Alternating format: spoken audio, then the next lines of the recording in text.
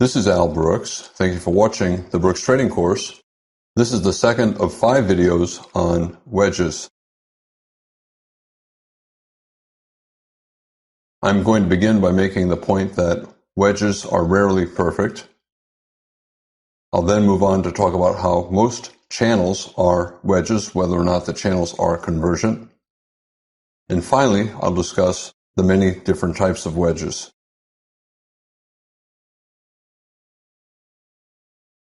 Sometimes a wedge has a leg that's only a single bar, and sometimes it's simply a doji bar. This leg, 2 bars down, this leg, a couple bars down.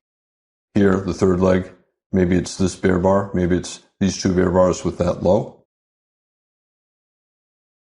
1 bar down, 2 small dojis down.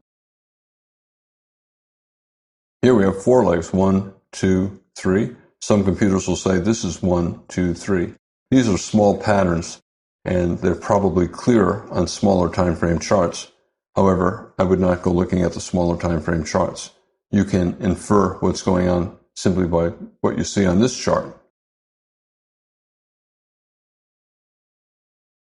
Different computers use different bars to count the legs. Doesn't matter. Is this the first push-up or is this the first push-up? Doesn't matter. Both computers, no matter how you do the count, see the same thing. They see a bull channel, maybe convergent lines. They expect a bear break below the bull channel.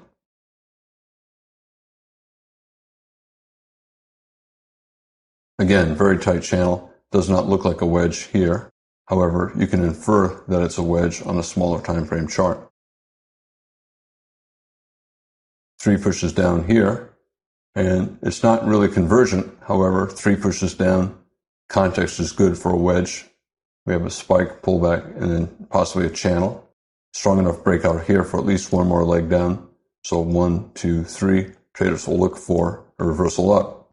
The closer something is to that ideal, the higher the probability that it will behave like the ideal. So the better looking a wedge, the more likely a lot of computers and traders will trade it like a wedge, and therefore more likely you'll get the reversal.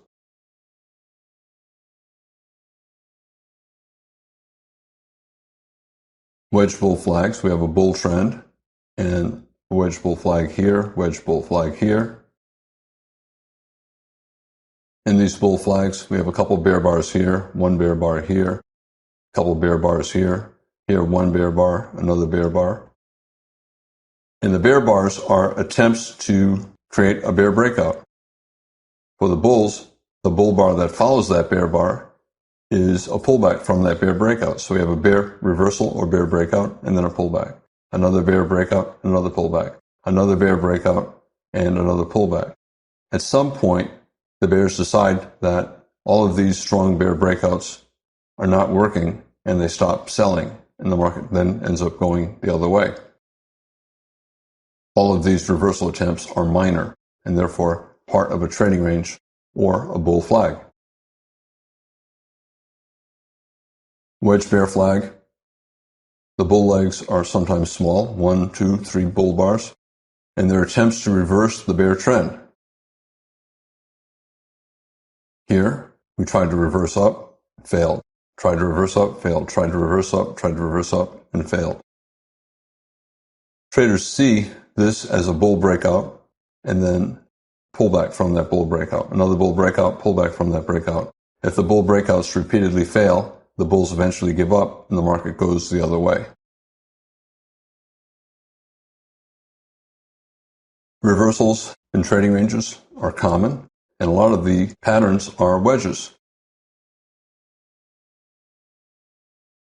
We have a bull breakout here, and then we have a small bear trend that's not falling very far, but this bear trend, this bear channel, I would call it a wedge bull flag, and we got a bull breakout.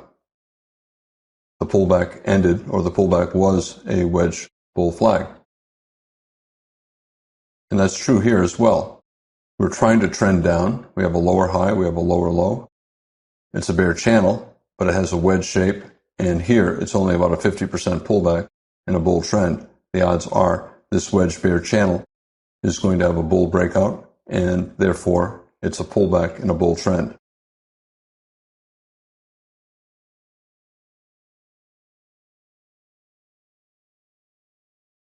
Here we have a sell-off and a pullback, and this pullback has a wedge shape.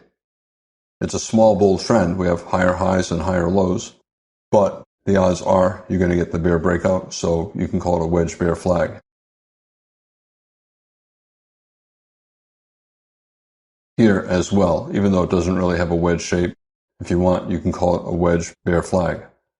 A bull trend, but a minor reversal, and a bigger bear trend, maybe about a 50% pullback.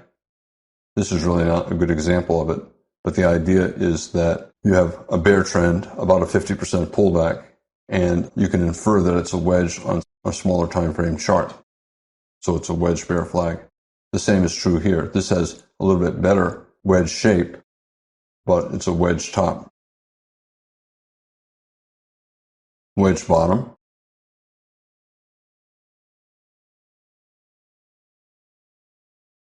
I like to connect the first point with the third point. That means the second push is often below the line. Here's the start of the wedge, possibly the end of the wedge, and I ignore that second point going below the line. And that's true of a lot of wedges, that if you connect the first and third points, the second point is often beyond the line, and that's okay. Different ways to draw this, 1 or 1, and then 2, 3.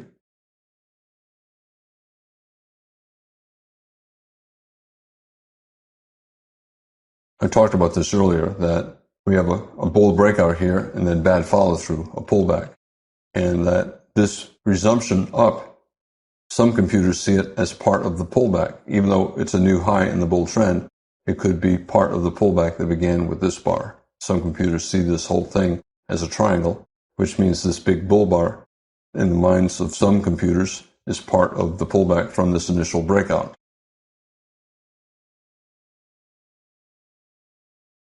Most wedges are not perfect. Any 3-push pattern qualifies, and therefore most channels are wedges. By the time you decide that you have a channel in front of you, you have 3 pushes, and therefore it's a type of wedge. And again, the closer it is to ideal, the higher the probability that you'll get a profitable reversal trade. 3 pushes up, again, I connect point 1 with point 3.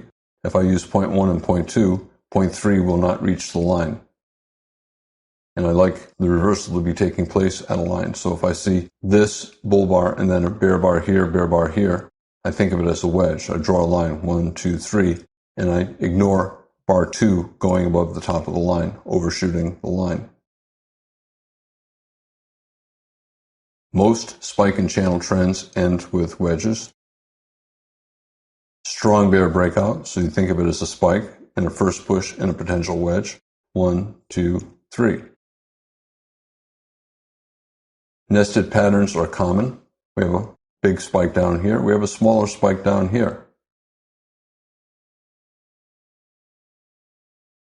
I mentioned that I think of wedges and channels as synonymous, and if they're convergent, I call them wedges. If they're more parallel, I simply call them channels.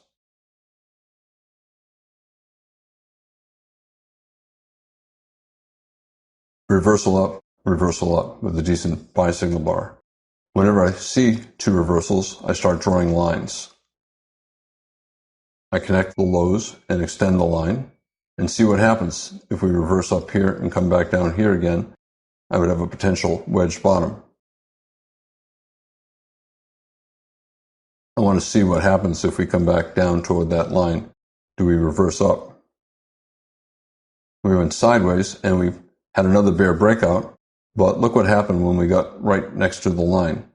We have a doji bar, and then we have a micro double bottom. I think of this as a wedge, even though the shape of it is not all that good. The third push down did not quite reach the line, and therefore you have to be wondering, are we going to go a little bit lower? This is an undershoot. Undershoot means the push did not quite reach the line. Because traders are wondering if it's going to continue down a little bit further, Buying above this bar, low probability. Higher probability to take a second entry buy. Here we have a micro double bottom and a second entry buy with a decent buy signal bar. And the result, we got a very strong bull breakout and at least a small second leg up. Again, as soon as I see two reversals, I draw lines. Reverse down, try to reverse down, I draw a line. And then I see what happens when the market gets back to that line, if it gets back to that line. And here we touch the line, went a little bit above it, and we have a bear bar. So this is a potential wedge top. Probably a minor reversal after such a strong breakout. Minor reversal means trading range more likely than bear trend. Small overshoot, that's a buy climax. We get the reversal. If you get the bull breakout and a reversal down, you have an increased chance of a swing down, especially with a pretty good sell signal bar here and a decent entry bar here. The bars are pretty small here, so this looks like it's not going to go all that far or all that fast. Usually, if I start to see this, if I short that and then the market does this, I just get out. Reasonable to short below the wedge, spike pullback channel, expecting a test of the bottom of the channel, but it took a lot of bars to get there. And as I said, I typically get out when the market starts to do that very tight range.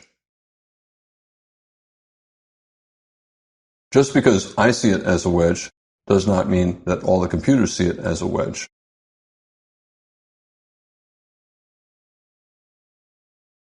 Also, different computers will use different reversals to create the wedge. A bull breakout and 3 pushes up, so a small wedge top.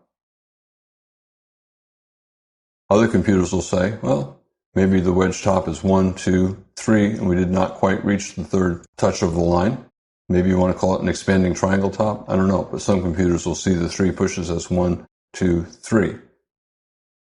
Other computers will say 1, 2, 3, and not call it a wedge, simply call it a bull channel. And then look for a reversal down, especially a second reversal down. First attempt, and then second attempt.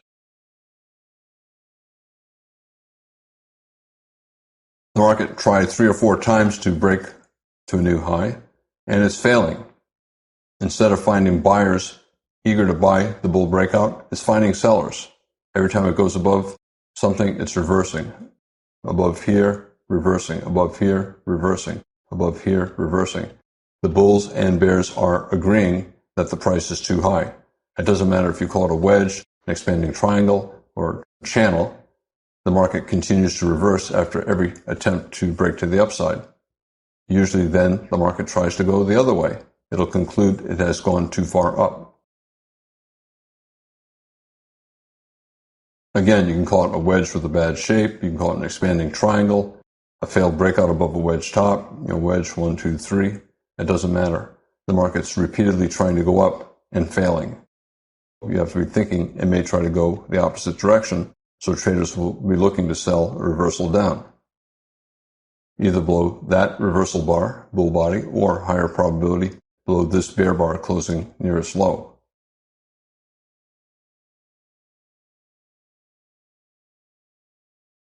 As I said, there are many ways to draw the lines, and different computers use different algorithms, and they draw the lines differently. 3 pushes down, 1, 2, 3. Other computers will say the first push was here, 1, 2, 3. This push down from here was followed by a new high.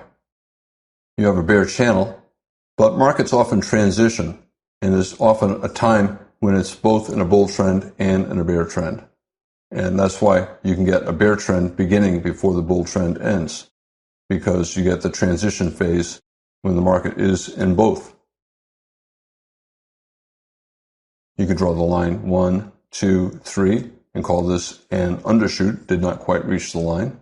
As I said, if I see a reversal up from a third push down, I usually connect the first point and the third point when I'm in my chat room to illustrate the wedge.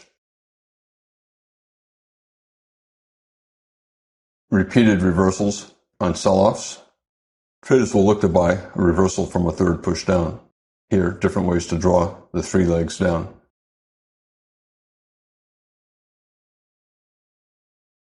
Three pushes down, 1, 2, 3. Not a very good looking buy signal bar, plus it's following two bear bars. Usually higher probability to wait for a second entry, which we got above this bar. A bull breakout, bad follow through, first push down, second push down, third push down. An undershoot did not reach the line, and after this initial reversal attempt, we went to a new high. This bull bar, you can call it part of the bull trend, or you can call it part of the pullback from this initial breakout. Again, bull trends, when they transition into bear trends, usually have a period of time when it's both in a bull trend and a bear trend.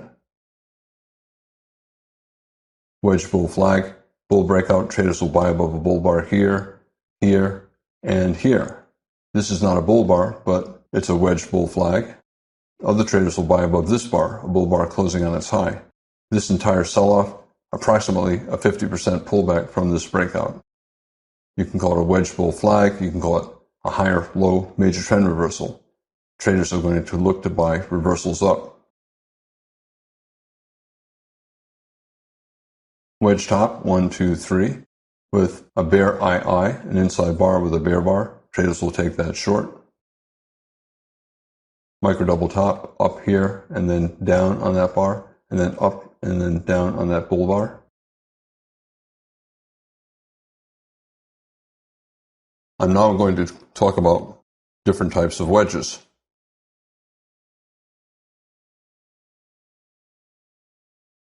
Take a look at this. We have clearly a bear breakout and a second leg down, but here we have a bear breakout as well, but it formed a higher low. This, in fact, is a type of a wedge pattern. There are three pushes down. Had this low gone below that low, you would call it a wedge. But what happened here is this is an undershoot.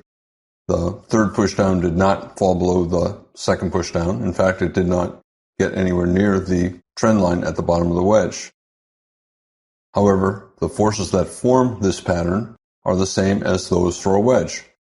When the bulls saw this reversal up, they knew there might be one more new low. However, they were so confident that there would be buyers below this low that many bulls started placing limit orders above this low, just in case the market did not fall there. And the result was we have a higher low and then a reversal up. However, it's a three-push pattern, 1, 2, 3. If you want, you can call it a truncated wedge, but it is a wedge.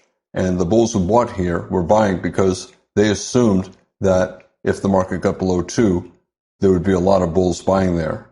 And these bulls were just front-running the bulls who wanted to buy here. And the bulls who did want to buy the new low ended up having to chase the market higher. The bad shape, the lack of a wedge shape, the lack of a third push below the second does not matter. It's the same forces that create this as create a wedge. You can call it a higher low. It is a higher low, but it's really a variation of a wedge. The market tried to get a bear breakout 3 different times, here, and again here, and failed all 3 times, and then it decided to try in the opposite direction. That's exactly what happens in a wedge. The market makes 3 attempts down. However, typically the third push is below the second. All 3 fail. The market then decides it cannot go lower, so maybe it's gone too low already, and then it tries to probe in the opposite direction.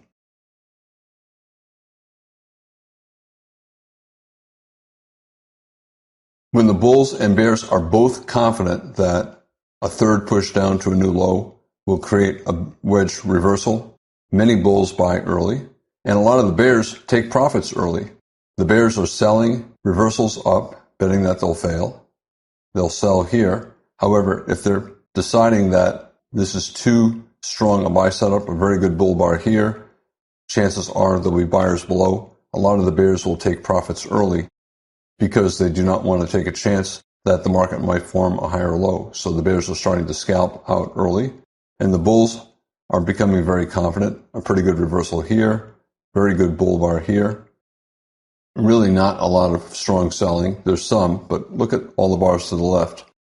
This is a sell-off, but very weak.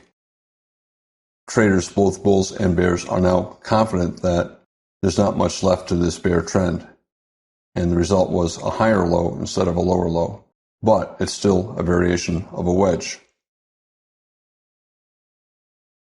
Too many traders trying to buy around that second low. Bulls trying to buy for a swing up, and bears trying to buy back their shorts. Take a look at this. We have a double top. We have a head and shoulders bottom, left shoulder, head, right shoulder, or a double bottom, right shoulder. And we're getting a bull breakout above the neckline of the head and shoulders bottom, and a breakout above the double top. But think about what's going on. The bulls are trying to rally. They fail. They're trying to rally again, and they fail. And they're trying to rally a third time, and look what's happening. They're failing. This is a three-push pattern. Anytime you have a double top and then a bull breakout, you have three pushes up. If that third push fails and the market reverses down, this is a variation of a wedge, and the computers will treat it like a wedge. Three strong pushes up, each one reversing. They'll bet that the market has decided it cannot go up. Maybe it has gone up too far. Maybe it now needs to go down and find what price is too low. Bears, they see a double top bear flag. They'll sell the reversal down. And a lot of them will put their stop just above the double top, and they'll get out here as the market is going above the double top. The bears will buy back their shorts, and the bulls will buy as well. The bulls see it as a bull breakout above a double top, and they expect a measured move up. However, the market then reversed down, a big tail, and now a bear bar. Traders will start to sell. Bulls will sell out of their longs if they have not already taken profits, and bears will start to sell either here, or they'll wait until after they see many consecutive bear bars, and now we have a low 2 bear flag. Low 1 below this bar, low 2 below that bar, and they'll sell here. Higher probability selling after you see 3, 4, or 5 bear bars after the reversal down, but both shorts are reasonable here, or selling closes on the way down here.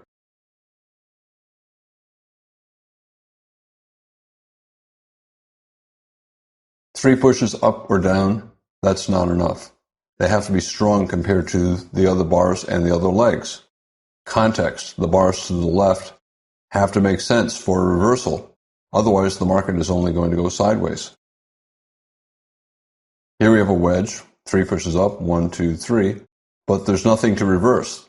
The market is really not going up all that much. It's simply part of a trading range, and therefore the reversal down is probably going to lead to more trading range. Leg 1 up, reversal down, not all that strong up. Leg 3 up, not all that strong up. Most computers will not consider this a wedge. There were not 3 strong pushes up.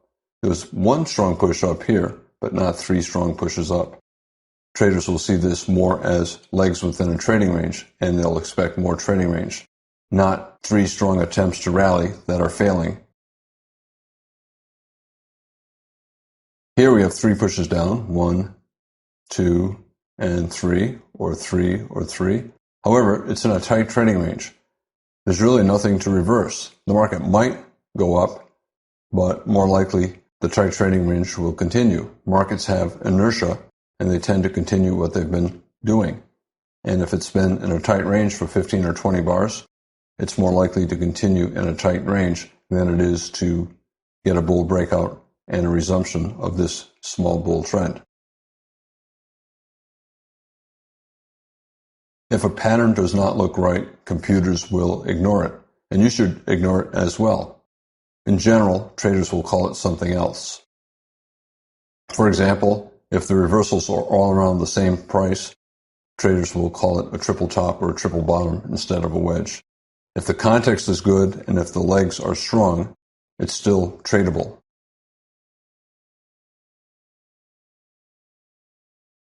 3 pushes up, maybe it's a wedge top. This is actually what I would call a small breakout of a small breakout. Here's a small breakout of this. This is a small breakout of that. It's mostly horizontal, and we have an attempt at a reversal down. There's a higher probability of a measured move up when you break above that. In general, if you break above any kind of a wedge, 50-50 chance you get a swing up, 50-50 chance you get a reversal down. But when the pattern is more horizontal like a trading range, and you get a small breakout of a small breakout, it's closer to 60% chance of a measured move up, a swing up.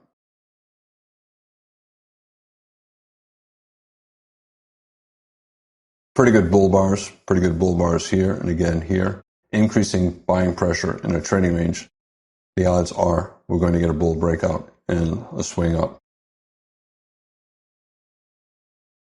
You can also call this a head and shoulders bottom if you want. Left shoulder, a lower low head, and then a right shoulder.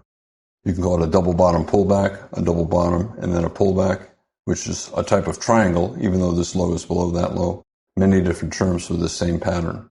For me, it's mostly a small breakout of a small breakout, where all three legs have good buying pressure, and there's an attempt at a reversal down after the third breakout attempt. The market's also in a broad channel. We're getting higher lows and higher highs, and there was room to the top of that channel.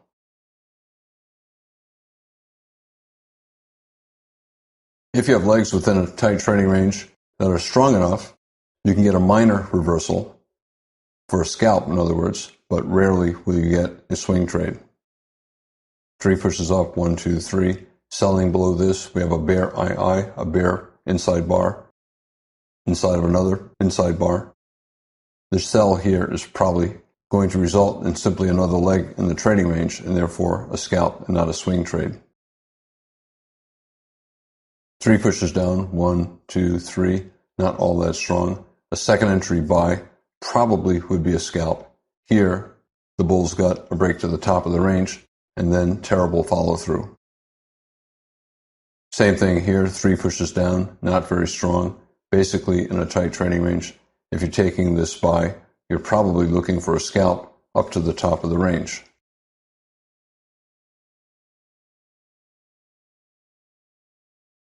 None of these has a wedge shape, but they all function as a wedge. The market made 3 strong attempts to go one way, and the breakout failed. The market gave up and tried the other direction. The same forces as in a wedge, but here the patterns are small and sideways. They're minor reversals leading to scalps.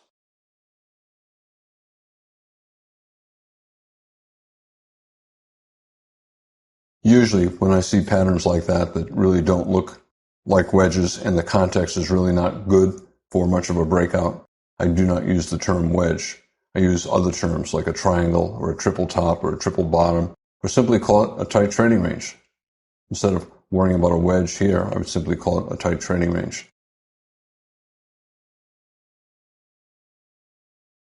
I mentioned earlier a breakout above a double top that fails is a wedge top. If you have a double bottom and a bear breakout and it reverses up, you have 3 pushes down. Computers will treat it like a wedge. Here we have an attempt at a double bottom, and we have a bear breakout. 3 pushes down, 1, 2, 3. To me, it's functionally the same as a wedge. I could have drawn a line across here. You can call it a triangle, you can call it a wedge, but it's the same forces that a wedge has, 3 pushes down. So if you get a breakout below a double bottom and it reverses up, it functions the same as a wedge, and you look for a reversal up. Here, in a tight trading range, you're not looking for much of a reversal. It turns out we got a pullback and then a second leg up. But in general, a breakout below a double bottom that reverses up is a type of a wedge because it's 3 pushes down and all 3 reversed up. The same here. We have a double bottom, and then we have a bear breakout, and it reversed up, and it reversed up a second time. I would not call it a wedge. I would call it a double bottom with a failed breakout. However, it is a type of wedge. 3 pushes down, all 3 reversing.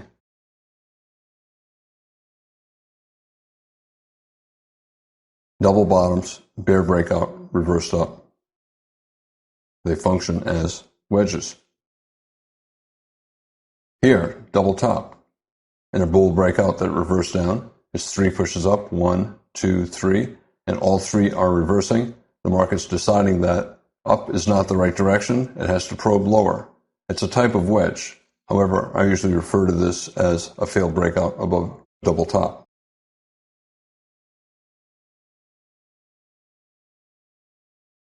Same thing here. We have a double top and a breakout.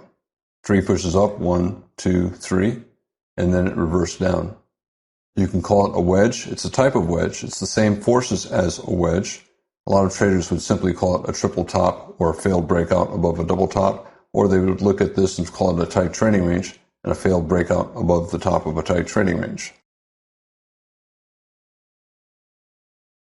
Big bear breakout, closing below the low of the wedge, closing below the low of the past 30 or 40 bars, probably going lower.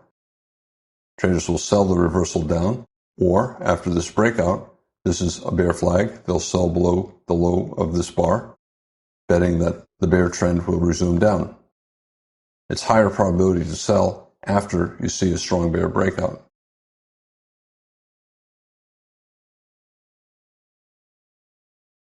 I made the point in this video that wedges are rarely perfect. Also, most channels, whether or not they're convergent, are variations of wedges. And then I talked about some variations of wedges, like failed breakouts above double tops and failed breakouts below double bottoms. I'm Al Brooks. Thank you for watching the Brooks Trading Course. This is the second of 5 videos on wedges.